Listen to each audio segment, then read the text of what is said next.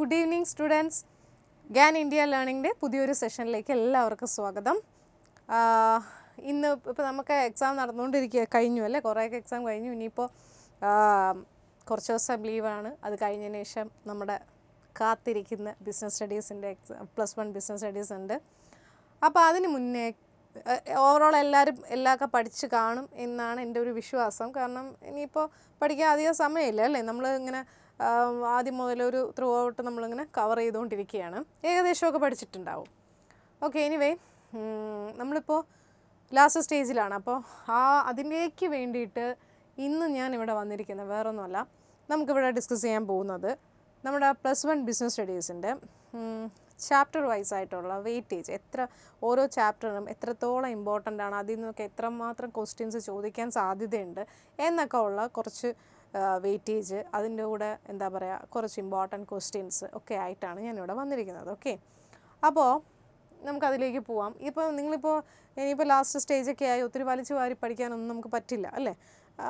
നമുക്ക് അങ്ങനെയൊന്നും പറ്റില്ല. നമുക്കിപ്പം ജസ്റ്റ് ഒന്ന് കവർ ചെയ്യാനുള്ള ടൈമേ നമുക്കുള്ളൂ. അപ്പം അതുകൊണ്ട് തന്നെ ഇത് കുറേ പേരൊക്കെ എല്ലാം പഠിച്ച് കംപ്ലീറ്റ് ആയിട്ടിരിക്കുകയായിരിക്കും. ചിലരൊക്കെ ഇനി തട്ടിക്കുടഞ്ഞെടുക്കാൻ പോകുന്നേ ഉണ്ടാവുള്ളൂ അല്ലേ. ചിലർക്കൊക്കെ എക്സാമിൻ്റെ തലേന്ന് പഠിച്ചാലേ ആ ഒരു ആവേശം ഉണ്ടാവുള്ളൂ.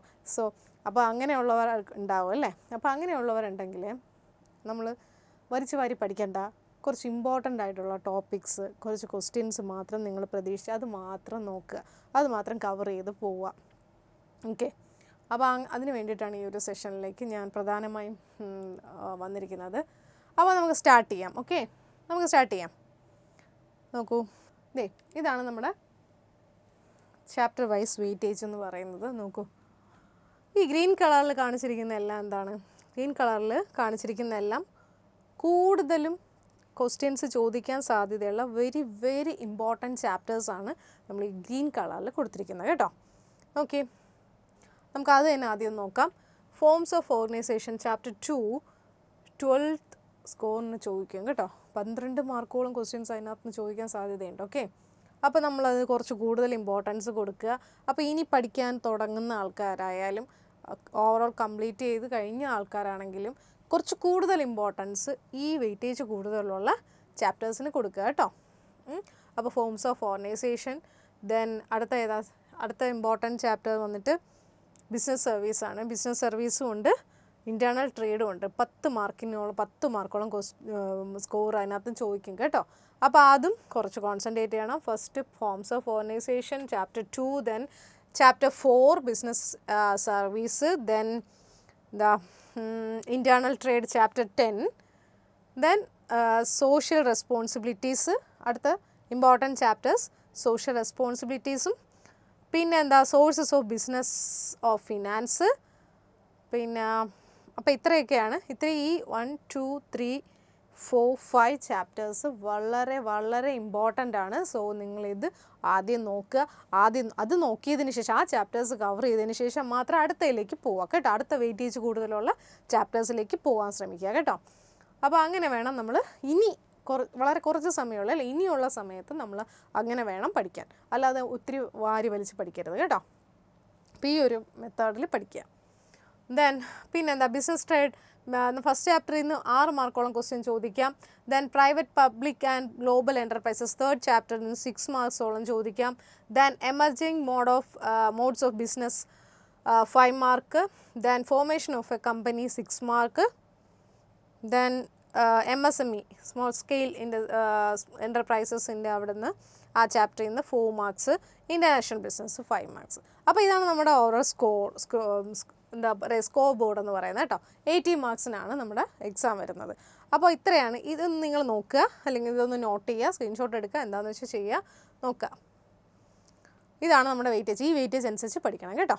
ഇനി നമുക്ക് നമ്മൾ പോകുന്നത് എന്താണ്, ഈ പറയുന്ന ചാപ്റ്റേഴ്സിൽ നിന്ന് തന്നെ ചില ഇമ്പോർട്ടൻ്റ് ആയിട്ടുള്ള ടോപ്പിക്സ് ഉണ്ട്. അപ്പോൾ നമുക്ക് എല്ലാം ഒന്നും പറഞ്ഞു പോകാനൊന്നും പറ്റില്ല. ഓൾറെഡി നിങ്ങളൊക്കെ പഠിച്ചതും കവർ ചെയ്തതുമാണ്. സോ നമുക്ക് ജസ്റ്റ് ക്വസ്റ്റ്യൻസ് നമുക്കൊന്ന് ഒന്ന് ഓടിച്ചു പോവാം. ക്വസ്റ്റ്യൻസ് നിങ്ങളൊന്ന് നോട്ട് ചെയ്ത് പഠിക്കുക കേട്ടോ. നമുക്ക് പോവാം. ഫസ്റ്റ് ചാപ്റ്റർ നമുക്കറിയാം ബിസിനസ് ട്രേഡ് ആൻഡ് കൊമേഴ്സ് ആണ്. അതിൽ നിന്ന് 6 മാർക്കോളം ക്വസ്റ്റ്യൻസ് ചോദിക്കാം. അപ്പോൾ അതിൽ നിന്ന് ഏതൊക്കെ ടൈപ്പ് ഓഫ് ക്വസ്റ്റ്യൻസ് ചോദിക്കാം? 3 differences between profession and employment. കുറേ നാളായിട്ട് റിപ്പീറ്റഡ് ആയിട്ട് ചോദിച്ചിരിക്കുന്ന ക്വസ്റ്റ്യനാണ്. പ്രൊഫഷനും എംപ്ലോയ്മെൻറ്റും തമ്മിലുള്ള ഡിഫറൻസ് ആണ് ചോദിച്ചിരിക്കുന്നത്. അത് നിങ്ങൾക്കറിയാമല്ലോ. എന്താണ് പ്രൊഫഷൻ എന്ന് പറയുമ്പം എന്താണ്? ഒരു ബോഡി ഇതിനകത്ത് നമ്മൾ രജിസ്റ്റർ ചെയ്തിരിക്കണം. ദെൻ എന്താണ് പ്രൊഫഷൻ എന്ന് പറഞ്ഞാൽ എന്താണ്? നമ്മുടെ അതിന് കിട്ടുന്ന റിട്ടേൺ എന്ന് പറയുന്ന ഫീ ആണ്. പിന്നെ അങ്ങനെ നമ്മൾ കുറേ കാര്യങ്ങൾ പഠിച്ചു അല്ലേ അതിനകത്ത്. അപ്പോൾ അത് അങ്ങനെയുള്ള 2 കോളമായിട്ട് വരയ്ക്കുക. എന്നിട്ട് പ്രൊഫഷൻ, എംപ്ലോയ്മെൻറ്റ്, ബേസിസ് എന്ന് ഒരു കോളം കൊടുക്കുക. ദെൻ അതിനകത്ത് ഓരോന്നായിട്ട് എഴുതുക. നമ്മുടെ ടെക്സ്റ്റിൽ തന്നെ അങ്ങനെ തന്നെ കൊടുത്തിട്ടുണ്ട്. അപ്പോൾ അത് തന്നെ നോട്ട് ചെയ്ത് പോവുക. എംപ്ലോയ്മെൻ്റ് എന്ന് പറയുമ്പോൾ അതിൻ്റെ റിട്ടേൺ എന്ന് പറയുന്നത് എന്താണ്? വേജസ് ഓർ സാലറി ആണ്. ദെൻ അവിടെ എന്താണ്?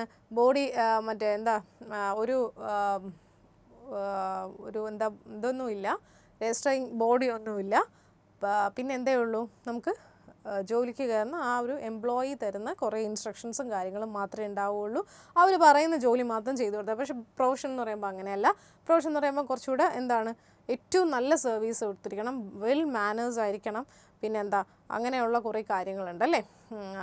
അപ്പോൾ അതൊക്കെ അങ്ങനെയുള്ള ഡിഫറൻസൊക്കെ നിങ്ങൾ എഴുതി പോവുക. അപ്പോൾ അതാണ് 3 ഡിഫറൻസസ്. 3 മാക്സിമം എത്ര? ഒരു 3 ഡിഫറൻസസ് എങ്കിലും പഠിച്ചു വയ്ക്കുക കേട്ടോ. Profession and employment. Then business risk arise due to various causes. State 2 examples. കണ്ടോ? ബിസിനസ് റിസ്ക് എന്താണെന്ന് ചോദിക്കുക അല്ലേ. ബിസിനസ് റിസ്ക് എന്താണ്? അൺഎക്സ്പെക്റ്റഡ് ആയിട്ട് വരുന്ന ഈവൻസിനെയാണ് നമ്മൾ ബിസിനസ് റിസ്ക് എന്ന് പറയുക. അപ്പോൾ അതിൻ്റെ കോസസ് ഏതൊക്കെയാണെന്ന് നമുക്കറിയാം. അതിൻ്റെ കോസസ് പഠിക്കണം. Causes, natural causes, human causes, technological causes, economical causes, അങ്ങനെ കുറേ കോസസ് നമ്മൾ പഠിച്ചിട്ടുണ്ട്. അപ്പോൾ അത് പഠിക്കണം. ദെൻ അതിൻ്റെ 2 എക്സാമ്പിൾസ്, എക്കണോമിക് കോസസിന് പിന്നെ ഹ്യൂമൻ കോസസിന്, അങ്ങനെയുള്ള കുറേ എക്സാമ്പിൾസ്. ഇതിനെല്ലാം എക്സാമ്പിൾ ഒരെണ്ണമെങ്കിലും പഠിച്ച് വെക്കുക കേട്ടോ. ചിലപ്പോൾ എക്സാമ്പിൾ തന്നിട്ടായിരിക്കും ചോദിക്കുക. എക്സാമ്പിൾ തന്നിട്ട് ചോദിക്കും ഇത് ഏത് റിസ്ക് ആണ് എന്ന് ചോദിക്കും. 1 മാർക്കിനൊക്കെ ചിലപ്പോൾ ചോദിക്കും കേട്ടോ. അപ്പോൾ അതുകൊണ്ട് തന്നെ അത് കരുതിയിട്ട് ആ ഒരു ക്വസ്റ്റ്യൻ നിങ്ങൾ പഠിക്കാം. Okay. Then explain any 5 factors that are important to be considered while starting a business. അത് നമുക്കറിയാം അല്ലേ. അത് നമ്മൾ ഒരു പുതിയ ബിസിനസ് സ്റ്റാർട്ട് ചെയ്യുന്ന സമയത്ത് നമ്മൾ ശ്രദ്ധിക്കേണ്ട 5 ഫാക്ടേഴ്സ് ഏതൊക്കെയാണ് നമ്മൾ പഠിച്ചു. എന്തൊക്കെയാണ്? നമുക്കറിയാവുന്ന കാര്യങ്ങളാണ്. ഫിസിക്കൽ സ്റ്റാൻഡേർഡ്, മറ്റേ എന്താ പ്ലാന്റ് ലേഔട്ട് വരയ്ക്കുക, അങ്ങനെയുള്ള കുറേ കാര്യങ്ങളൊക്കെ. സെലക്ട് ബിസിനസ്, പിന്നെ എന്ത് ഫോമാണ് ബിസിനസ്, എന്ത് ഫോം ഓഫ് ഓർഗനൈസേഷൻ ആ ഒരു ടൈപ്പിൽ സ്റ്റാർട്ട് ചെയ്യണം. പിന്നെ എന്താണ് ഫിനാൻസ്, സ്മോൾ സ്കെയിലാണോ ലാർജ് സ്കെയിലാണോ, അങ്ങനെ കുറേ പോയിൻ്റ് നമ്മൾ പഠിച്ചിട്ടുണ്ടായിരുന്നു അല്ലേ. അപ്പോൾ ആ ഒരു 5 ഫാക്ടേഴ്സ്, അതിൽ 5 ഫാക്ടേഴ്സ് മസ്റ്റായിട്ട് പഠിച്ചു വയ്ക്കുക. 5 എണ്ണം മസ്റ്റായിട്ട് പഠിച്ചു വയ്ക്കുക കേട്ടോ. Explain any factors. Then chapter 1ൽ തന്നെയുള്ള കൊമേഴ്സ് എന്താണെന്ന് നോക്കണം അല്ലേ. കൊമേഴ്സ് എന്താണ്? ട്രേഡും ഒരു പ്രൊഡക്റ്റ് ഒരു വ്യക്തിയിൽ നിന്നും മാനുഫാക്ചറിൽ നിന്നും ഒരു കൺസ്യൂമറിലേക്ക് എത്തുന്ന ആ ഒരു ഇതിന് ഇടയ്ക്കുള്ള തടസ്സങ്ങളെല്ലാം മാറ്റുന്ന ഒരു പ്രോസസ്സ്, അതിനെയാണ് നമ്മൾ കൊമേഴ്സ് എന്ന് പറയുന്നത്. അതിനകത്തുള്ള briefly describe various functions of commerce. കൊമേഴ്സിലെ വേരിയസ് ഫങ്ഷൻസ് എഴുതുക. എന്താണ്? ട്രേഡ്, ഓക്സിലറീസ് ടു ട്രേഡ്, അങ്ങനെ കുറേ സംഭവങ്ങൾ നമ്മൾ പഠിച്ചിട്ടുണ്ട്. അത് പഠിക്കുക. Then what do you mean by industry? Then industry എന്താണെന്ന് അറിയാം അല്ലേ. ഇൻഡസ്ട്രി എന്താണ്? നമ്മൾ കുറച്ച് കാര്യങ്ങൾ പഠിച്ചിട്ടുണ്ട്. ഇൻഡസ്ട്രിയെ എന്താ മെയിനായിട്ട് പ്രൈമറി, സെക്കൻഡറി ആൻഡ് ടെർട്ടറി ഇൻഡസ്ട്രി എന്ന് തിരിച്ചിട്ടുണ്ട്. പിന്നെ അതിനകത്ത് വെറൈറ്റി ഓഫ് ഇത് വരുന്നുണ്ട്. പ്രൈമറിയിൽ എന്താ ജെനറ്റിക് ഇൻഡസ്ട്രീസ്, അങ്ങനെ കുറച്ച് പോയിൻറ്റ്സ് നമ്മൾ പഠിച്ചിട്ടുണ്ട്. ഒരു 3 എണ്ണം പഠിച്ചിട്ടുണ്ട്. അത് എഴുതുക. ദെൻ എന്താണ് അടുത്ത സെക്കൻഡറി ഇൻഡസ്ട്രിയെ നമ്മൾ synthetic industry, analytical industry, processing industry, അങ്ങനെ കുറച്ച് കാര്യങ്ങൾ നമ്മൾ പഠിച്ചിട്ടുണ്ട് അല്ലേ. അപ്പോൾ അങ്ങനെ അതിനെ ഓരോന്നിനെയും കാറ്റഗറൈസ് ചെയ്ത് പഠിക്കുക. വേണമെങ്കിൽ നിങ്ങൾ ആ ചാർട്ടും കൂടെ വരച്ച് പഠിക്കുക. അപ്പോൾ ചാർട്ട് വരയ്ക്കുമ്പം ഒരുവിധം നിങ്ങൾക്ക് ആ ചാർട്ട് വരയ്ക്കുമ്പോൾ തന്നെ നിങ്ങൾക്ക് ഒരു ഐഡിയ കിട്ടും. പിന്നെ നിങ്ങൾക്ക് എക്സ്പ്ലെയിൻ ചെയ്യാൻ എളുപ്പമായിരിക്കും. ഓക്കെ. അതൊക്കെ ചിലപ്പോൾ മിക്കതും കഴിഞ്ഞ കുറേ വർഷങ്ങളായിട്ട് എസ്സേ ക്വസ്റ്റ്യനായിട്ടൊക്കെ ചോദിച്ചിട്ടുള്ളതാണ്. Industry type of categorise industries എന്നൊക്കെ പറഞ്ഞിട്ട് വിത്ത് എക്സാമ്പിൾസ് എന്നൊക്കെ പറഞ്ഞിട്ട് റിപ്പീറ്റഡ് ആയിട്ട് ചോദിച്ചിട്ടുള്ള ക്വസ്റ്റ്യനാണ്. അപ്പോൾ അത് നോക്കുക, അത് മസ്റ്റായിട്ട് നോക്കുക. ആ ഒരു ചാർട്ടും കൂടെ പ്രിപ്പയർ ചെയ്ത് തന്നെ പഠിക്കുക കേട്ടോ. Then explain any 4 multiple objectives of A business. എന്താണ് ബിസിനസ്സിൻ്റെ മൾട്ടിപ്പിൾ ഒബ്ജക്റ്റീവ്സ് എന്താണെന്ന് നോക്കുക കേട്ടോ. മൾട്ടിപ്പിൾ ഒബ്ജക്റ്റീവ്സ് എന്താണ്? പ്രോഫിറ്റ് ഏർണിംഗ് ആണ്, പിന്നെ എന്താണ്, അങ്ങനെയൊക്കെയുള്ള കുറേ കാര്യങ്ങൾ നമ്മൾ പഠിച്ചു, അത് എഴുതുക. Okay, explain any 4 multiple objectives of A business. അടുത്ത നമുക്ക് ചാപ്റ്റർ 2ലേക്ക് പോവാം. ഈ ഫോംസ് ഓഫ് ബിസിനസ് ഓർഗനൈസേഷനകത്ത് ഈ തരത്തിലുള്ള ക്വസ്റ്റ്യൻസ് ചോദിക്കാൻ സാധ്യതയുണ്ട് കേട്ടോ. എന്താണെന്നറിയോ? ഈ തരത്തിലുള്ള ക്വസ്റ്റ്യൻസ് ചോദിക്കാൻ സാധ്യതയുണ്ട്. വേറെ ഒന്നല്ല, Mr Manoj is a single owner of his stationery shop. After his death the shop is closed.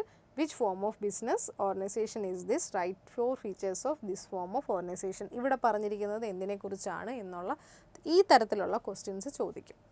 ഇവിടെ നമ്മൾ സോൾ പ്രൊപ്രൈറ്റർഷിപ്പിനെ കുറിച്ചാണ് പറയുന്നത്. അപ്പോൾ അതിൻ്റെ ഫീച്ചേഴ്സും ഒരു 4 ഫീച്ചേഴ്സ് എഴുതി വയ്ക്കുക കേട്ടോ.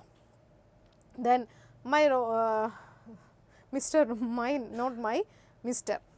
Rohan and Mr. Ajay entered into an agreement to share profits.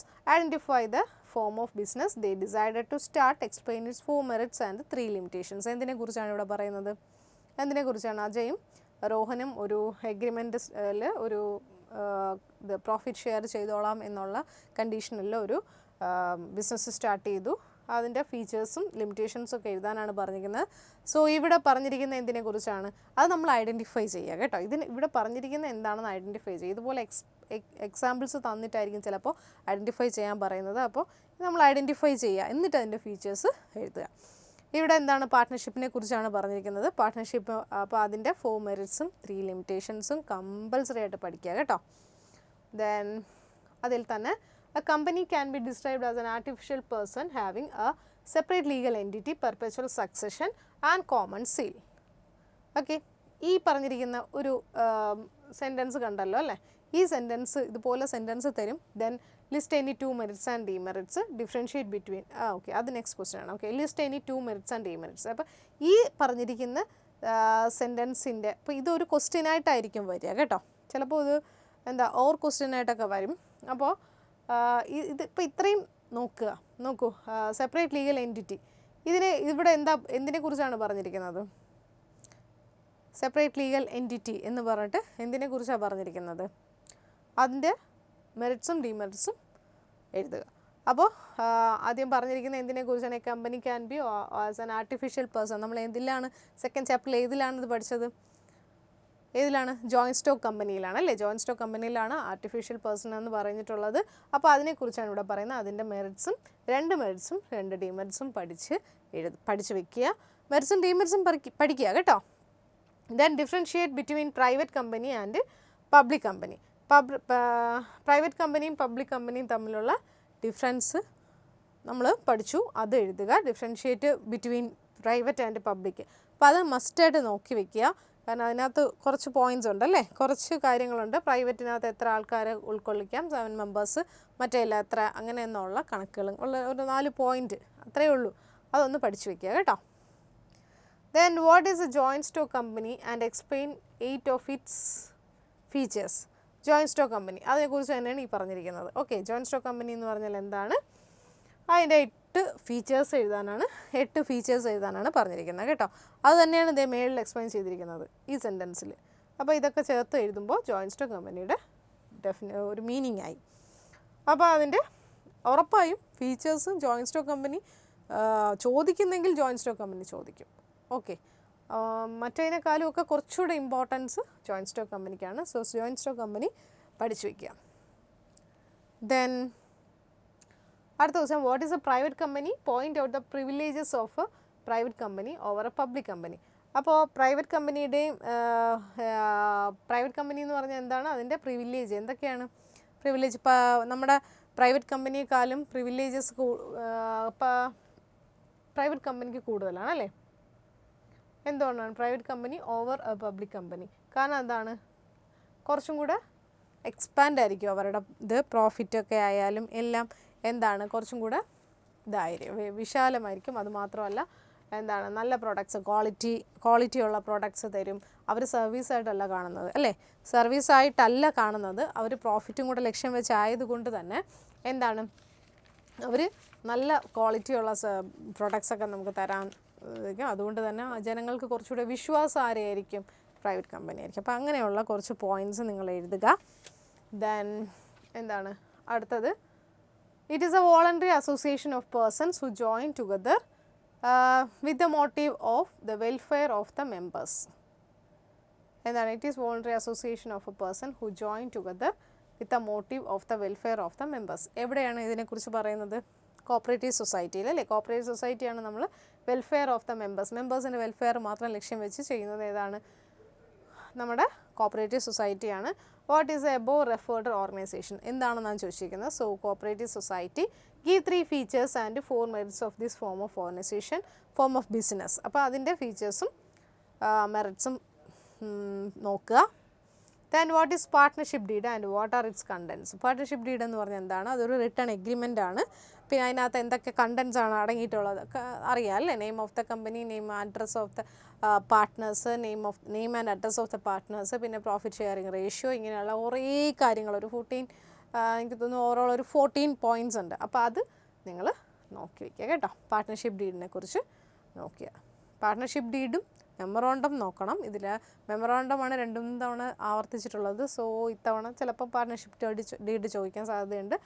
So ഇവ രണ്ടും നോക്കുക കേട്ടോ. ദെൻ ചാപ്റ്റർ 3ലേക്ക് പോവാം. Private, public and global enterprises കേട്ടോ. അതിനകത്ത് which form of public sector enterprises is constituted as an autonomous unit by an act of parliament explain എന്താണ് 4 of its features അല്ലേ? Features of global enterprises departmental undertaking. അപ്പോൾ ഏതാണ് public sector enterprises എന്ന് പറയുന്നത്? As an autonomous unit by an act of പാർലമെൻറ്റിൽ start ചെയ്തത് ഏതാണ്? അതിൻ്റെ ഫീച്ചേഴ്സ് ഏതാണ്? Statutory corporations. പിന്നെന്താണ്? സ്റ്റാറ്റ്യൂട്ടറി കോർപ്പറേഷൻസ് ആണ്. അതിനെക്കുറിച്ച് അതിൻ്റെ ഫീച്ചേഴ്സ് ഇങ്ങനെയുള്ള കാര്യങ്ങൾ എഴുതുക കേട്ടോ. പിന്നെന്താ? Global enterprises. ഗ്ലോബൽ എൻ്റർപ്രൈസസ് എന്താണ്? നമ്മുടെ ഗ്ലോബലി അതിന് ബ്രാഞ്ചസ് ഉണ്ടാവും. അങ്ങനെയുള്ളതിനെയാണ് നമ്മൾ ഗ്ലോബൽ എൻ്റർപ്രൈസസ് എന്ന് പറയുക. ദെൻ അതിനെപ്പറ്റി അതിൻ്റെ ഫീച്ചേഴ്സ് എഴുതുക. Departmental undertaking and it's features. Departmental undertaking എന്ന് പറഞ്ഞാൽ എന്താണ്? അതിൻ്റെ അണ്ടർടേക്കിംഗ് എന്താണ്? അതിൻ്റെ ഫീച്ചേഴ്സ് എഴുതുക. അപ്പോൾ ഫീച്ചേഴ്സ് നോക്കുക കേട്ടോ. ഡിപ്പാർട്ട്മെൻറ്റൽ അണ്ടർടേക്കിങ്സ് അതിൻ്റെ ഫീച്ചേഴ്സ് നോക്കി വയ്ക്കുക. ഇതൊക്കെ ഈ പറയുന്ന കാര്യങ്ങൾ എന്താണ്? നോട്ട് ചെയ്യണം. എന്നിട്ട് എന്താ നിങ്ങൾ പഠിക്കേണ്ടത്? ഓരോ ചാപ്റ്ററിലെയും ഈ പറയുന്ന ക്വസ്റ്റ്യൻസിന് കുറച്ച് ഇമ്പോർട്ടൻസ് കൊടുക്കുക. ഇതിൽ നിന്നൊക്കെ ചോദിക്കും. കുറച്ച് എന്താ പറയുക, എക്സ്പെക്റ്റഡ് ക്വസ്റ്റ്യൻസ് പോലെയാണ് തന്നിരിക്കുന്നത് കേട്ടോ. Okay, then move on to next chapter, business services. അപ്പോൾ അതിൽ നിന്ന് നമുക്ക് 10 മാർക്കോളം ക്വസ്റ്റ്യൻ അതിനകത്ത് ചോദിക്കാൻ സാധ്യതയുണ്ട്. സോ ഫസ്റ്റ് എന്താണ്? Distinguish between goods and services. ഗുഡ്സും സർവീസസും തമ്മിലുള്ള വ്യത്യാസം എന്താണെന്ന് നോക്കുക. ഗുഡ്സ് എന്ന് പറഞ്ഞാൽ എന്താണ്? പ്രൊഡക്റ്റ്. മറ്റേ സർവീസസ് എന്ന് പറഞ്ഞാൽ എന്താണ്? ദാറ്റ് ഈസ് സർവീസ് അല്ലേ? നമുക്ക് കാണാനൊന്നും പറ്റില്ല, നമുക്ക് അറിയാൻ മാത്രമേ സാധിക്കുകയുള്ളൂ അല്ലേ? അപ്പോൾ അങ്ങനെയുള്ള ഗുഡ്സ് ആൻഡ് സർവീസസ് അത് രണ്ടും തമ്മിലുള്ള വ്യത്യാസം നമുക്ക് പഠിക്കാനായിട്ടുണ്ട്. നമ്മുടെ ടെക്സ്റ്റിൽ തന്നെ ഉണ്ട്, ഡിഫറൻസ് ആയിട്ട് തന്നെ തന്നിട്ടുണ്ട്. സോ അത് നോക്കുക. Then major functions of A commercial bank in India. നമ്മുടെ ഇന്ത്യയിലെ കമേഴ്ഷ്യൽ ബാങ്കിൻ്റെ ഫങ്ഷൻസ് എന്തൊക്കെയാണ് നമുക്കറിയാമല്ലോ. കമേഴ്ഷ്യൽ ബാങ്ക്സ് ലോൺസ്, മറ്റ് ഇൻഡസ്ട്രീസിന് മറ്റ് ബിസിനസ്സൊക്കെ സ്റ്റാർട്ട് ചെയ്യാൻ വേണ്ടി കമേഴ്ഷ്യൽ ലോൺസ് തരുന്നുണ്ട്. പിന്നെ അങ്ങനെയുള്ള ഒരുപാട് സഹായങ്ങൾ നമ്മുടെ അവർ ചെയ്യുന്നുണ്ട് അല്ലേ? Major functions. സോ അതൊക്കെ എഴുതി വയ്ക്കുക, അതൊക്കെ എഴുതുക, ഫങ്ഷൻസ് എല്ലാം നോക്കുക. Then essential principles of insurance and briefly explain. Principles of insurance, utmost good faith എന്നൊക്കെ പറഞ്ഞ് നമ്മൾ പഠിച്ചിട്ടുണ്ടല്ലേ.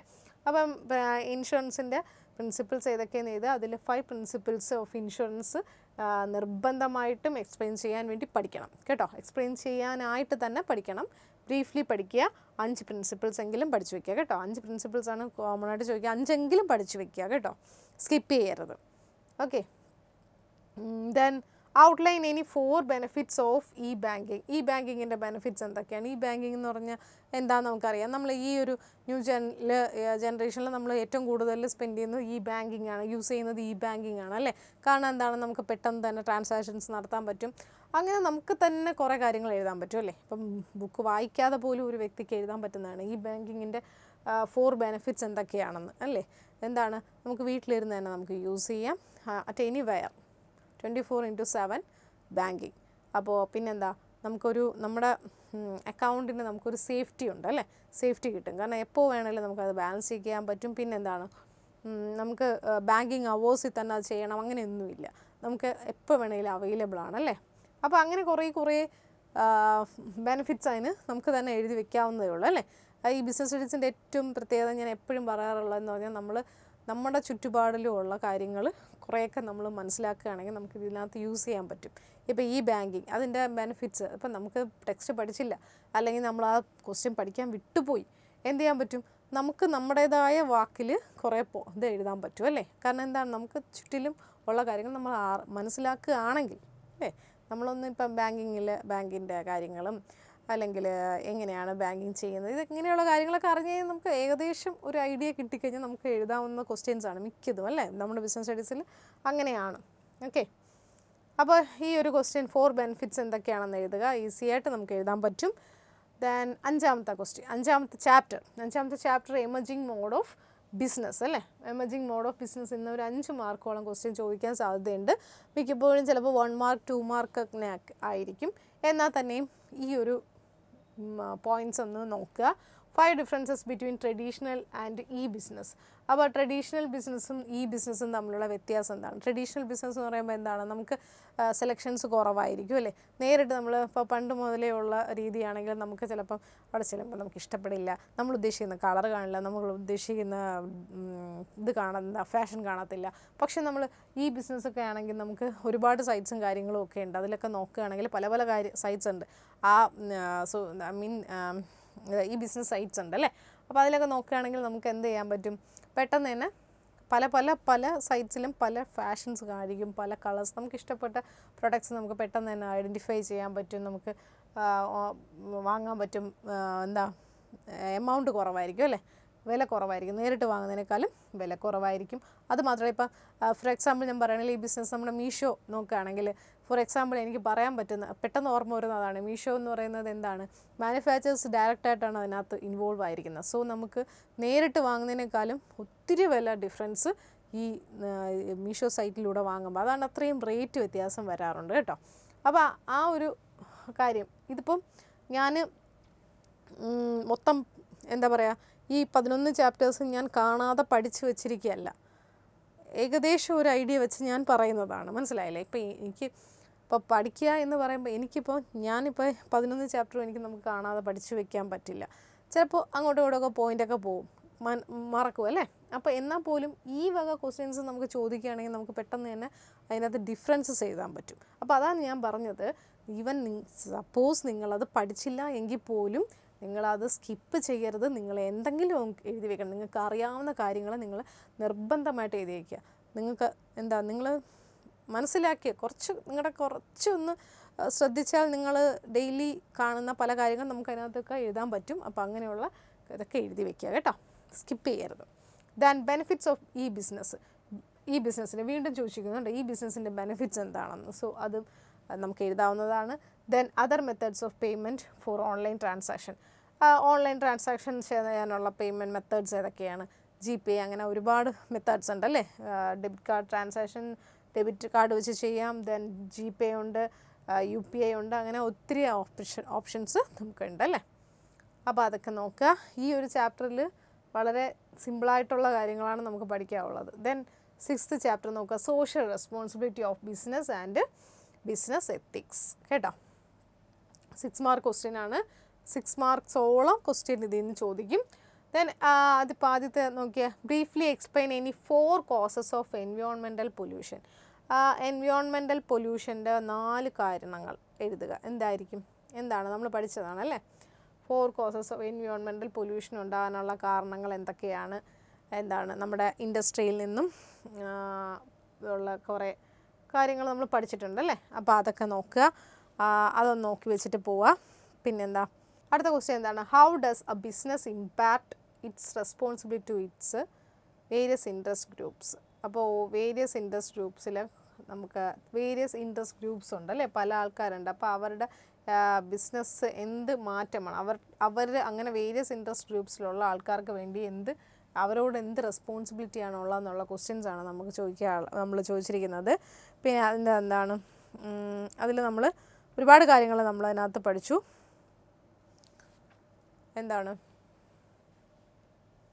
ഓക്കെ, അപ്പോൾ ഇതിലും എന്താണ് 6 മാർക്സിന്, അത് രണ്ട് മാർക്കിനോ അല്ലെങ്കിൽ 1 മാർക്കിനോ ഒക്കെ ഉള്ള ക്വസ്റ്റ്യൻ ചോദിക്കുന്നത്. എന്നാലും ഈ ഒരു കാര്യങ്ങൾ നോക്കി പോവുക. ദെൻ 7th ചാപ്റ്റർ നോക്കാം.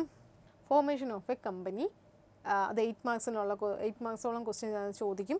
ദെൻ ഇവിടെ നോക്കുക, charter or constitution of joint stock company. Identify the document, explain its contents. അപ്പോൾ charter or constitution of joint stock company എന്ന് പറയുന്നത് എന്താണ്, അത് ഐഡൻറ്റിഫൈ ചെയ്യുക. ദെൻ അതിൻ്റെ കണ്ടൻസ് എഴുതുക. എന്താണത്? മെമ്മോറാണ്ടം ഓഫ് അസോസിയേഷൻ ആണ് അല്ലേ, മെമ്മോറാണ്ടം ഓഫ് അസോസിയേഷൻ ആണ്. ദെൻ അതിൻ്റെ കണ്ടൻസ് എന്തൊക്കെയാണ്? കണ്ടൻസ് നമുക്കറിയാം.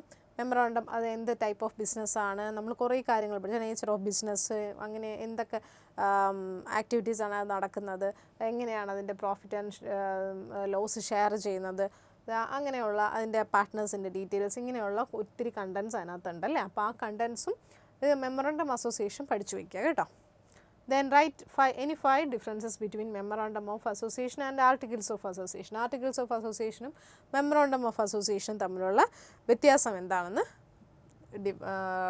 പറയുക കേട്ടോ, പഠിക്കുക. 5 ഡിഫറൻസ് എങ്കിലും പഠിക്കുക. മെമ്മോറാണ്ടം ഓഫ് അസോസിയേഷൻ എന്താണ്, ആർട്ടിക്കിൾസ് ഓഫ് അസോസിയേഷൻ എന്താണ് എന്നുള്ളത് നോക്കുക. ദെൻ എന്താണ് അടുത്ത 8th ചാപ്റ്റർ എന്ന് പറയുന്നത് സോഴ്സസ് ഓഫ് ബിസിനസ് ഫിനാൻസ് ആണ്. 8 മാർക്കോളം ക്വസ്റ്റ്യൻ അതിനകത്ത് ചോദിക്കാം. Then merits of raising fund through equity shares, differences between shares and debentures. അപ്പം equity shares through fund raise ചെയ്യുന്നതിൻ്റെ മെറിറ്റ്സ് എന്തൊക്കെയാണെന്നാണ് ക്വസ്റ്റ്യൻ ചോദിക്കുന്നത്. അപ്പോൾ എന്തൊക്കെയാണെന്നുള്ളത് നമുക്കറിയാം. ഇക്വിറ്റി ഷെയർസ് എന്ന് പറയുന്നത് എന്താണ്? ഫസ്റ്റ് ഓഫ് ഓൾ അതിനെ നമ്മൾ ഓണേഴ്സ് ഫണ്ട് എന്നാണ് വിളിക്കുക, ഓണേഴ്സ് ഷെയർസ് എന്നാണ് വിളിക്കുക. അപ്പം ഇക്വിറ്റി ഷെയർസ് എന്ന് പറയുമ്പോൾ നമ്മൾ റേസ് ചെയ്യുമ്പോൾ ഉള്ള ഒരു ഗുണം എന്ന് പറഞ്ഞാൽ നമ്മൾ അവർക്ക് ഡിവിഡൻറ്റ് ഏറ്റവും അവസാനം കൊടുത്താൽ മതി അല്ലേ.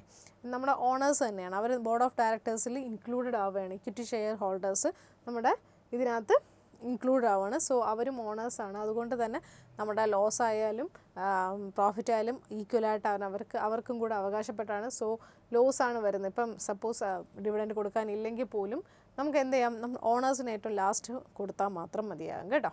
അപ്പോൾ അവരും ഓണേഴ്സ് ആയതുകൊണ്ട് തന്നെ നമുക്ക് അങ്ങനെ കുറേ മെറിറ്റ്സ് ഉണ്ട്. അപ്പോൾ അതൊക്കെ എഴുതി വെക്കുക. Then difference between shares and debentures. ഷെയറും ഡിബഞ്ചറും തമ്മിലുള്ള വ്യത്യാസം എന്താണ്? ഷെയർ എന്ന് പറഞ്ഞാൽ എന്താണ്? നമ്മൾ ഇഷ്യൂ ചെയ്ത് സെക്യൂരിറ്റീസ് വിൽക്കുന്നതാണ്. ഡിബഞ്ചർ എന്ന് പറഞ്ഞാൽ എന്താ? നമ്മൾ മറ്റുള്ളവരുടെ കയ്യിൽ നിന്ന് അവരുടെ വാങ്ങിക്കുക, കടപ്പത്രങ്ങളാണ് അല്ലേ. അത് വാങ്ങിച്ചിട്ട് നമ്മളാണ് അവർ തിരിച്ചു കൊടുക്കേണ്ടത്. അപ്പോൾ ആ ഒരു ഡിഫറൻസ് എന്തൊക്കെയാണെന്ന് എഴുതി വെക്കുക, പഠിക്കുക. Then factors that should be considered while choosing A suitable source of finance for the company. അപ്പോൾ നമ്മൾ സ്യൂട്ടബിളായിട്ടുള്ള ഒരു സോഴ്സ് തിരഞ്ഞെടുക്കുക. അതായത് നമ്മുടെ എങ്ങനെയാണ് ഒരു സോഴ്സ് തിരഞ്ഞെടുക്കുമ്പോൾ നമ്മൾ എന്തൊക്കെയാണ് ശ്രദ്ധിക്കേണ്ടതെന്നുള്ള കുറേ കാര്യങ്ങൾ നമ്മൾ പഠിച്ചിട്ടുണ്ട്. ഫാക്ടേഴ്സ് പഠിച്ചിട്ടുണ്ട്. അതൊന്ന് റിമൈൻഡ് ചെയ്യുക, അതൊന്ന് നോക്കുക കേട്ടോ, ഫാക്ടേഴ്സ്. ഓക്കെ, അടുത്ത ഫാക്ടേഴ്സ് ദാറ്റ് ഷുഡ് ബി. ഇപ്പോൾ ഈ 3 ക്വസ്റ്റ്യൻസ് നമ്മൾ കവർ ചെയ്യുക. ഓക്കെ, കവർ ചെയ്തു എന്ന് ഉറപ്പ് വരുത്തുക. ദെൻ ചാപ്റ്റർ 9ലേക്ക് പോവുകയാണെങ്കിൽ സ്മോൾ ഇൻഡസ്ട്രീസ് എൻ്റർപ്രൈസസ് ആണ്, എൻ്റർപ്രണർഷിപ്പാണ്. Major problems faced by small scale industries in India. Small scale industries in India face ചെയ്യുന്ന പ്രോബ്ലംസ് എന്താണെന്ന് നമ്മൾ പഠിക്കുക. Then features of cottage industries. അപ്പോൾ ഇതൊന്ന് ജസ്റ്റ് നോക്കുക. നമുക്ക് ചാപ്റ്റർ 9 സ്മോൾ സ്കെയിൽ എൻ്റർപ്രണർഷിപ്പാണ്. Major problems of faced small scale industries in India. അവർ ഫേസ് ചെയ്യുന്ന മേജർ പ്രോബ്ലംസാണ് ചോദിച്ചിരിക്കുന്നത്. അപ്പോൾ എന്താണ് അവർക്ക് സ്മോൾ സ്കെയിൽ ഇൻഡസ്ട്രീസ് നമ്മുടെ ഇന്ത്യയിൽ നമുക്കറിയാം അല്ലേ. എന്താണ് അവർക്ക് റോ മെറ്റീരിയൽസ് കിട്ടാൻ അതുകൊണ്ട് ഫിനാൻസ് ഇല്ല, അവർക്ക് പ്രോപ്പറായിട്ടുള്ള ഫിനാൻസ് ഫെസിലിറ്റി കിട്ടുന്നില്ല. അതുപോലെ തന്നെ എന്താണ് അവർക്ക് റോ മെറ്റീരിയൽസ് റീസണബിൾ പ്രൈസിന് കിട്ടുന്നില്ല. അതുപോലെ വെൽ എഡ്യൂക്കേറ്റഡ് ആയിട്ടുള്ള ആൾക്കാർ, എക്സ്പീരിയൻസ്ഡ് ആയിട്ടുള്ള ആൾക്കാരുടെ സർവീസ് കിട്ടുന്നില്ല. അപ്പോൾ അതൊക്കെ കൊണ്ട് ഒരുപാട് പ്രോബ്ലംസ് അവർ ഫേസ് ചെയ്യുന്നുണ്ട്. അപ്പോൾ അങ്ങനെ കുറച്ച് ഇത് നമ്മൾ പഠിച്ചിട്ടുണ്ട്. അത് നമ്മൾ ഒന്ന് നോക്കി വെക്കുക. അതേപോലെ ഫീച്ചേഴ്സ് ഓഫ് കോട്ടേജ് ഇൻഡസ്ട്രീസ്, അതും നമുക്ക് സെപ്പറേറ്റ് ആയിട്ട് തന്നെ പഠിക്കാനുണ്ട്. കോട്ടേജ് ഇൻഡസ്ട്രീസിൻ്റെ ഫീച്ചേഴ്സ് എന്തൊക്കെയാണെന്നുള്ളത് കേട്ടോ. ഓക്കെ അല്ലേ. ദെൻ അടുത്ത ചാപ്റ്റർ നോക്കിയേ, 10th ഇൻറ്റേർണൽ ട്രേഡ്. ഇൻറ്റേർണൽ ട്രേഡിനകത്ത് super market is a large retailing business unit dealing consumer goods. Describe its features, merits and demands. നമ്മൾ സൂപ്പർ മാർക്കറ്റ് എന്താണെന്ന് അറിയാം അല്ലേ, നമ്മളൊക്കെ പോയിട്ടുള്ളതാണ് സൂപ്പർ മാർക്കറ്റ്. അപ്പോൾ സൂപ്പർ മാർക്കറ്റ് എന്ന് പറയുന്നത് റീറ്റെയിലിംഗ് എന്താണ്, അതിനകത്ത് കൺസ്യൂമർ ഗുഡ്സ് എന്താണ്, അതായത് കൺസ്യൂമർ ഗുഡ്സ് എന്ന് നമ്മൾ ഡെയിലി യൂസേജ് എന്നുള്ളതുണ്ട്, അല്ലാതെ ഫുഡ് ഐറ്റംസ് അങ്ങനെയൊക്കെ ഉള്ള ഒരുപാട് കാര്യങ്ങളുണ്ട് അല്ലേ. അപ്പോൾ അതിനെക്കുറിച്ചൊന്ന് പറയുക. അതുപോലെ തന്നെ അതിൻ്റെ ഫീച്ചേഴ്സ് പഠിക്കുക. ഫീച്ചേഴ്സ് എന്തൊക്കെയാണ്? ഇൻ വൺ റൂഫ് അല്ലേ, എന്താണ് ഒരുപാട് പ്രൊഡക്ട്സ് ഒറ്റ ഇതിനകത്ത് നമുക്ക് കിട്ടും. അതുപോലെ തന്നെ വൈഡ് ചോയ്സസ് ഉണ്ടല്ലേ. പിന്നെ നമുക്ക് ഒരുപാട് ചോയ്സസ് ഗുഡ്സ് തിരഞ്ഞെടുക്കാനുള്ള ഇതുണ്ട്. അതുപോലെ തന്നെ എന്താണ് അങ്ങനെ ഫീച്ചേഴ്സ് ഒത്തിരി ഉണ്ടല്ലേ. നമ്മൾ wide selection, then in one roof, then എന്താണ് ഇപ്പം ഇങ്ങനെയൊക്കെ ഉള്ള പ്രൈസ് കുറവാണ് അല്ലേ. കമ്പാരിറ്റീവ്ലി മറ്റ് റീറ്റെയിലേഴ്സിൻ്റെ കയ്യിൽ നിന്നും വാങ്ങുന്നതിനേക്കാളും സൂപ്പർ മാർക്കറ്റിലൊക്കെ പ്രൈസ് വ്യത്യാസങ്ങളുണ്ട്. അപ്പോൾ ഇങ്ങനെ കുറച്ച് പോയിൻറ്റ്സ് നമ്മൾ പഠിച്ചിട്ടുണ്ട്. അതൊന്ന് ആ ഫീച്ചേഴ്സ് എഴുതുക. ദെൻ അതുപോലെ തന്നെ മെറിറ്റ്സും ഡീമെറിറ്റ്സും എഴുതണം അല്ലേ. മെറിറ്റ്സും ഡീമെറിറ്റ്സും എന്ന് പറയുമ്പോൾ അത് ഇതിനകത്ത് വരുന്നതാണ്. എന്താണ് മെറിറ്റ്സ് എന്ന് പറയുമ്പോൾ ഞാനിപ്പോൾ പറഞ്ഞ കാര്യങ്ങളൊക്കെ തന്നെ. ഡീമെറിറ്റ്സ് എന്ന് പറയുമ്പോൾ എന്താണ്, നമുക്ക് ക്രെഡിറ്റ് ഫെസിലിറ്റി കിട്ടില്ല. അതുപോലെ തന്നെ എന്താണ് ക്രെഡിറ്റ് ഫെസിലിറ്റി ഇല്ല. പിന്നെ നമ്മളിപ്പോൾ സാധാരണ ഒരു കൊച്ചു കടയിൽ പോയി വാങ്ങുന്ന പോലെ എന്താ പറയുക, നമുക്ക് ഒരുപാട് ഇതുണ്ട്. നമ്മൾ ചിലപ്പോൾ പോകുന്ന സാധനം അവിടെ ഉണ്ടാവണം എന്നില്ല. അങ്ങനെ കുറച്ച് ഡീമെറിറ്റ്സ് ഒക്കെ നമ്മൾ പഠിച്ചിട്ടുണ്ട്. അതൊന്ന് നോക്കുക. സൂപ്പർ മാർക്കറ്റിൻ്റെ ആ ഒരു ടോപ്പിക് ഒന്ന് നോക്കുക. Then differentiate between departmental stores and multiple shops. അപ്പോൾ അതുപോലെ തന്നെ ഡിപ്പാർട്ട്മെൻറ്റൽ സ്റ്റോഴ്സ് എന്ന് പറഞ്ഞാൽ എന്താണ്, മൾട്ടിപ്പിൾ ഷോപ്സ് എന്താണ്, അതിൻ്റെ ഡിഫറൻസ് എന്താണെന്ന് പറയാം. ഡിപ്പാർട്ട്മെൻറ്റൽ സ്റ്റോറും ഇതുപോലെ തന്നെ ആണ്. ഒരുപാട് പലതരത്തിലുള്ള പ്രൊഡക്ട്സ് ഒറ്റ റൂഫിനുള്ളിൽ നമുക്ക് വാങ്ങാൻ കഴിയും ഡിപ്പാർട്ട്മെൻറ്റൽ സ്റ്റോറ്. അതുപോലെ മൾട്ടിപ്പിൾ ഷോപ്സ് എന്ന് പറഞ്ഞാൽ എന്താണ്, ഒരിടത്ത് തന്നെ ഫുഡ് ഐറ്റംസ്, ഷോപ്പിംഗ് മെറ്റീരിയൽസ്, അങ്ങനെ എല്ലാം ഉള്ള മൾട്ടിപ്പിൾ ഷോപ്സ്. അപ്പോൾ അതിൻ്റെയൊക്കെ ഡിഫറൻഷിയേറ്റ് എന്തൊക്കെയാണെന്ന് നോക്കുക. ഡിഫറൻഷിയേറ്റ് പഠിച്ചു വയ്ക്കുക. അതിന് ഡിപ്പാർട്ട്മെൻറ്റൽ സ്റ്റോറും മൾട്ടിപ്പിൾ സ്റ്റോറും. അപ്പോൾ ഇതിനകത്ത് ഈ ചാപ്റ്ററിൽ ശ്രദ്ധിക്കാനുള്ളതാണ് സൂപ്പർ മാർക്കറ്റിനെ കുറിച്ച് നോക്കുക. അതിൻ്റെ ഫീച്ചേഴ്സും ഡീമെറിറ്റ്സും നോക്കുക. അതുപോലെ തന്നെ ഡിപ്പാർട്ട്മെൻറ്റൽ സ്റ്റോറും മൾട്ടിപ്പിൾ ഷോപ്സും തമ്മിലുള്ള ഡിഫറൻസസ് നോക്കി വയ്ക്കുക. ഓക്കെ. ദെൻ പിന്നെന്താ, describe the services rendered by wholesalers to manufacturers. ഹോൾസെയിലേഴ്സിന് മാനുഫാക്ചേഴ്സിൻ്റെ കയ്യിൽ നിന്നും services rendered by wholesalers to manufacturers. അവരുടെ മാനുഫാക്ചേഴ്സിൻ്റെ കയ്യിൽ നിന്നും ഇവർക്ക് കിട്ടുന്ന ഹോൾസെയിലേഴ്സിന് കിട്ടുന്ന എന്താണ്, ഹോൾസെയിലേഴ്സിൻ്റെ കയ്യിൽ നിന്നും മാനുഫാക്ചേഴ്സിന് എന്തൊക്കെ സർവീസസ് ആണ് കിട്ടുന്നത്. കാരണം നേരത്തെ നമ്മൾ പഠിച്ചതാണ്. വേറൊന്നുമല്ല, അവർക്ക് ഓരോ പ്രൊഡക്റ്റിൻ്റെയും നിലവിലെ മാർക്കറ്റ് അവർക്ക് അറിയാൻ കഴിയില്ലേ. നിലവിലെ മാർക്കറ്റ് അറിയാൻ കഴിയും. അതുപോലെ എന്താണ്, ഇവർ പെട്ടെന്ന് തന്നെ മാനുഫാക്ചേഴ്സിൻ്റെ കയ്യിൽ നിന്ന് പെട്ടെന്ന് തന്നെ ബൾക്കായിട്ട് അവർ ഓർഡേഴ്സ് എടുക്കുന്നുണ്ട്. അവരുടെ പ്രൊഡ്യൂസ് ചെയ്ത് വെച്ചിരിക്കുന്നതിൽ മാക്സിമം പ്രൊഡക്ട്സ് അവർക്ക് പോകാൻ പറ്റുന്നുണ്ട്. അതുപോലെ തന്നെ എന്താണ്, പിന്നെന്താണ് ക്രെഡിറ്റ് ഫെസിലിറ്റി, പിന്നെ എന്താ ഇങ്ങനെയൊക്കെയുള്ള കുറേ കാര്യങ്ങൾ നമ്മൾ പഠിച്ചിട്ടുണ്ടല്ലേ. Services rendered by wholesalers to manufacturers. അപ്പോൾ അതുപോലെ തന്നെ നമ്മുടെ കസ്റ്റമേഴ്സിൻ്റെ ടേസ്റ്റ് എന്ന് അറിയാൻ പറ്റുമല്ലേ, അവരുടെ മാറ്റങ്ങൾ എന്തൊക്കെയാണ്, അവരെങ്ങനെയുള്ള പ്രൊഡക്ട്സാണ് ഉദ്ദേശിക്കുന്നത്. അപ്പോൾ മാർക്കറ്റിൻ്റെ സ്പന്ദനങ്ങളൊക്കെ അറിയാൻ പറ്റും കേട്ടോ. അപ്പോൾ അങ്ങനെയൊക്കെയുള്ള കുറച്ച് കാര്യങ്ങൾ നമ്മൾ അതിനകത്ത് ഡിസ്കസ് ചെയ്തിട്ടുണ്ട്. അത് നോക്കുക, അതൊന്ന് പഠിച്ചു വയ്ക്കുക. Then a producer cannot survive without retailers. Write any 5 services provide by the retailers to producers. അപ്പോൾ എന്താണ്, ഒരു പ്രൊഡ്യൂസറിന് നമ്മളെ റീറ്റെയിലർ ഇല്ലാതെ സർവൈവ് ചെയ്യാൻ സാധിക്കില്ല. അതിനൊരു 5 services provided by the retailers to producers. അപ്പം റീറ്റെയിലേഴ്സ് പ്രൊവൈഡ് ചെയ്യുന്ന ഒരു 5 സർവീസസ് എഴുതാനാണ് പറഞ്ഞിരിക്കുന്നത് കേട്ടോ. അപ്പോൾ എന്തൊക്കെയാണ് നമ്മുടെ സർവീസ് പ്രൊവൈഡ് ചെയ്യുന്നത്? എന്താണ്, നമ്മൾ ക്രെഡിറ്റ് ഫെസിലിറ്റി ഉണ്ട്.